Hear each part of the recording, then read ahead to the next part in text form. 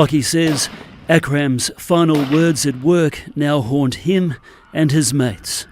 One of the last things that he said to one of the boys was he wanted to be remembered. He wanted to be remembered.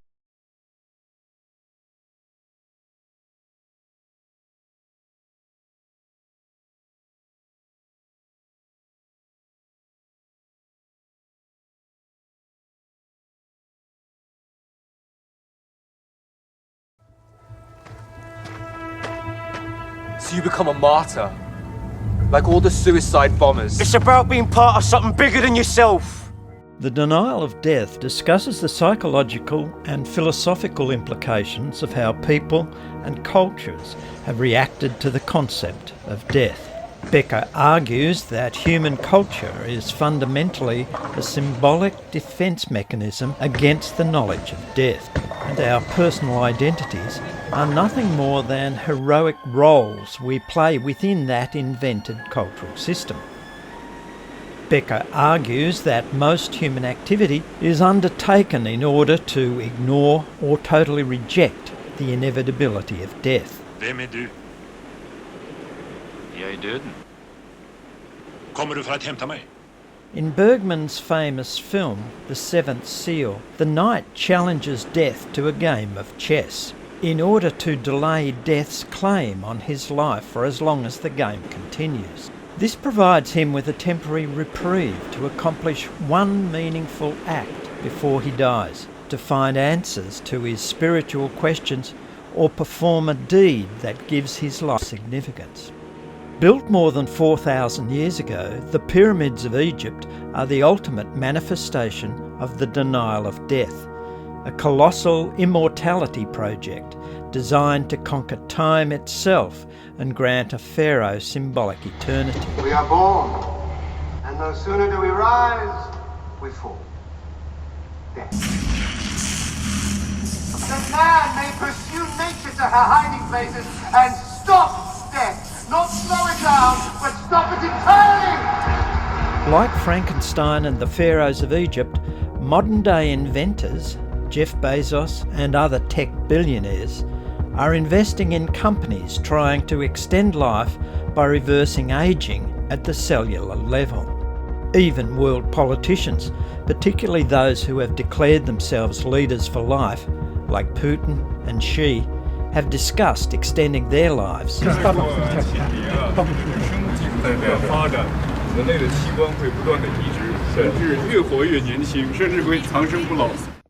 According to Becker, humanity's fundamental dilemma stems from our unique self-consciousness. Alas, poor Yorick. I knew him, Horatio. We're acutely aware of our own mortality, and this knowledge generates a profound and chronic fear of death, and a desire to postpone it as long as possible, if not forever. Now, how abhorred in my imagination it is. My gorge rises at it. To cope with the unbearable anxiety of our own mortality, Becker argues that each of us constructs a vital lie, a story we tell ourselves. What's going on? And it's explained in our personal, religious and cultural foundation myths. By my deeds I honour him. V8. This vital lie embodies a cultural hero system, a structured hierarchy of beliefs, values and roles, similar to Immortan Joe's organisation with its cult of personality at the Citadel. I am your Redeemer! It is by my hand you will rise from the ashes of this world! Within this grand hero system, we each craft personal hero myths, evident in the character of Nux, to navigate and justify our place within the system. That's my wheel! High-octane crazy blood filling me up! If I'm gonna die historic on the Fury Road. To protect this entire, fragile mythic structure, we develop psychological character armour. Returning to the knight we first saw playing chess with death, we see him here again, mistakenly thinking that death is a priest. His dialogue reflects the existential crisis Becker describes. Mitt liv har varit ett jagande, farande, talande utan mening eller sammanhang. The knight is tormented by God's silence and the fear that life may be meaningless, leading to existential dread. Men mitt uppskov vill jag använda till en enda meningsfull handling. His chess game with death is a reprieve he hopes to use to perform one meaningful act, giving purpose to an otherwise futile life.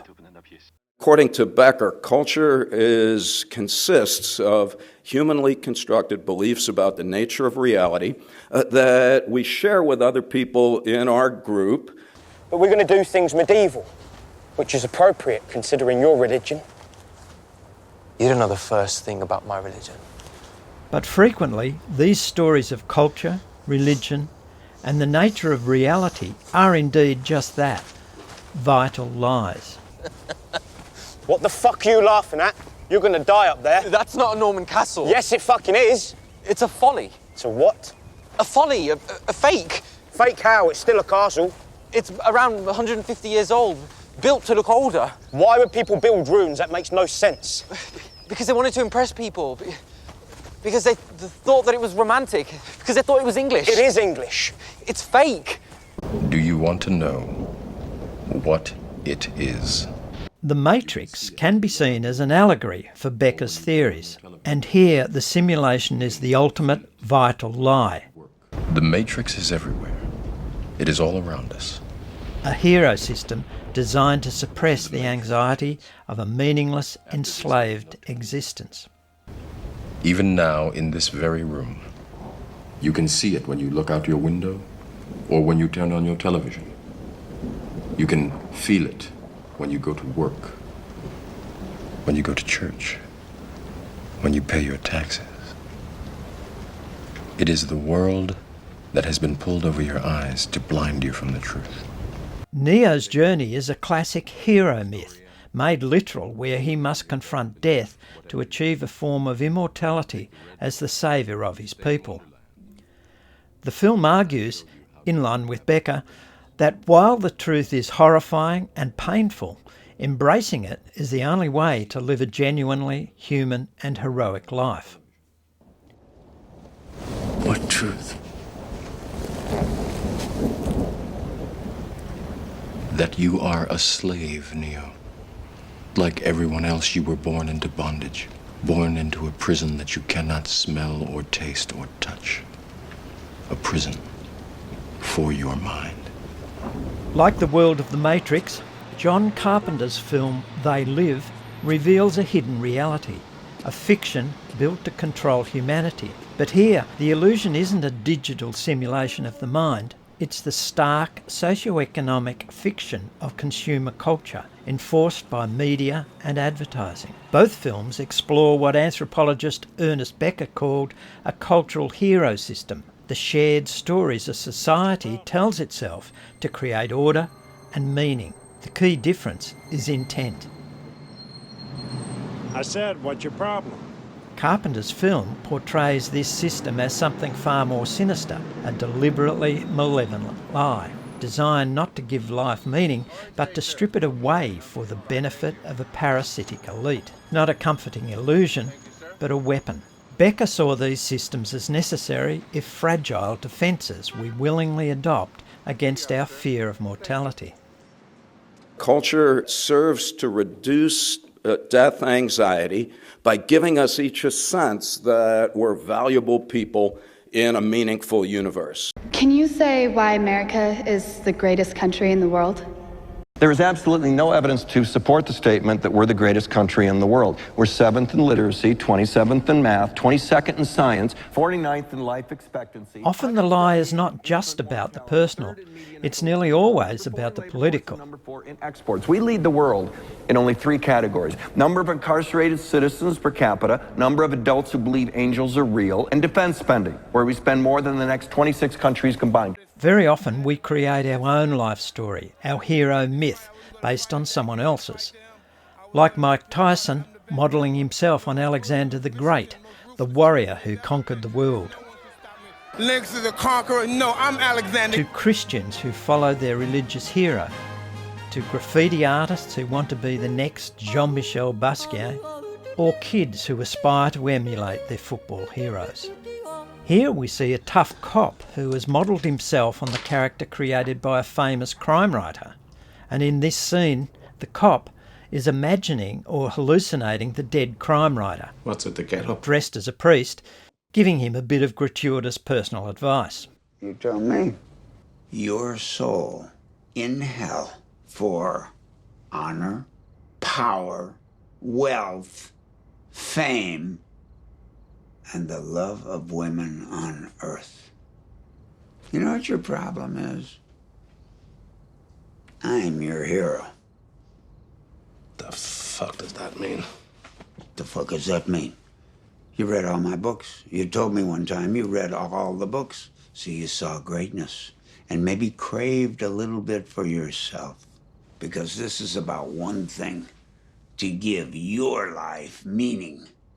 To make it matter that you even lived. This vital lie is a defensive character armour comprising the stories, the myths, and the personal identities we adopt to convince ourselves that we are significant and, even in the face of death, life has meaning. We can see the character armour in Immortan Joe's elaborate costume. But we should also think of his construction and development of the Citadel as character armour, a hero system with its own laws, militaristic philosophy, and even a religion that promises life after death in Valhalla. By my deeds I honour him. V8.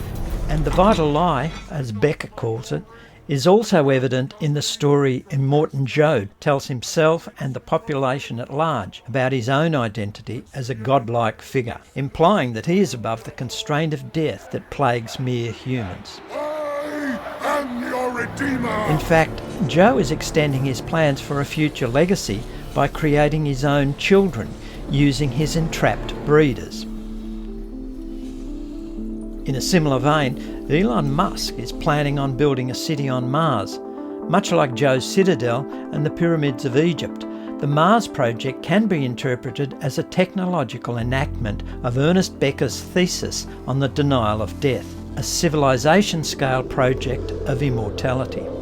Faced with the ultimate earthly mortality event, the extinction of human civilization, a long-standing fear of Musk's, he proposes an interstellar hero project, making humanity multiplanetary.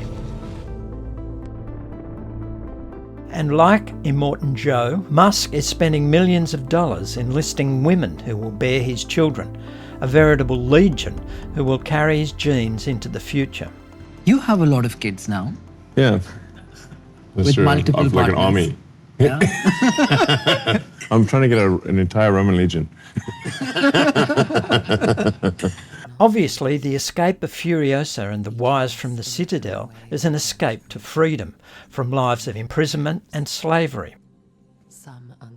But we can also read it as a clash of ideologies, of hero systems in opposition.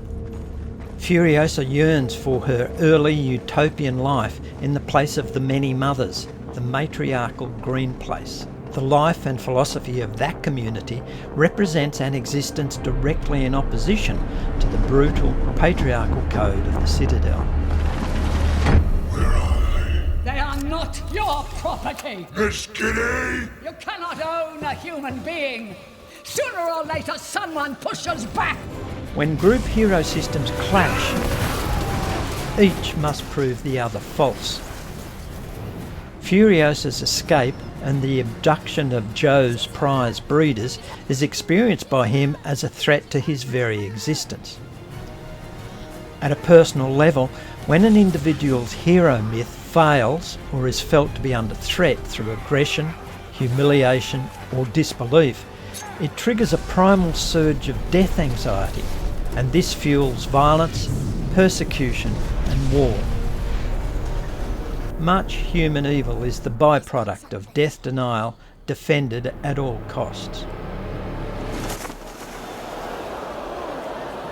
It's Immortan Joe. Finally, the desolate world of Mad Max serves as a stark allegory for Ernest Becker's central thesis.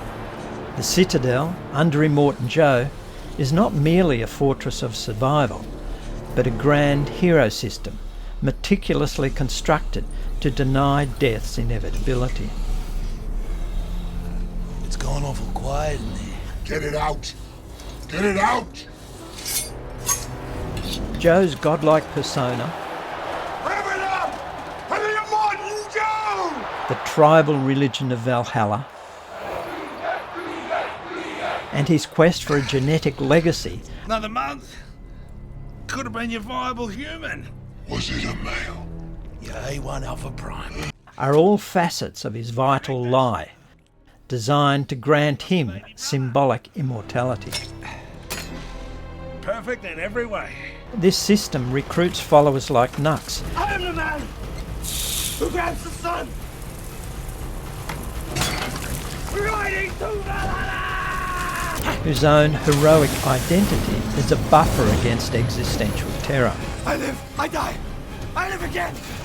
As Becker predicts, when such hero systems clash, as seen with the patriarchal violence of Immortan Joe's Citadel against the matriarchal hope of Furiosa's Green Place, the result is the very violence and persecution that fuels the wasteland's endless war, proving that, in line with Becker, the denial of death and the struggle for eternal significance is often the primary engine of human conflict and evil.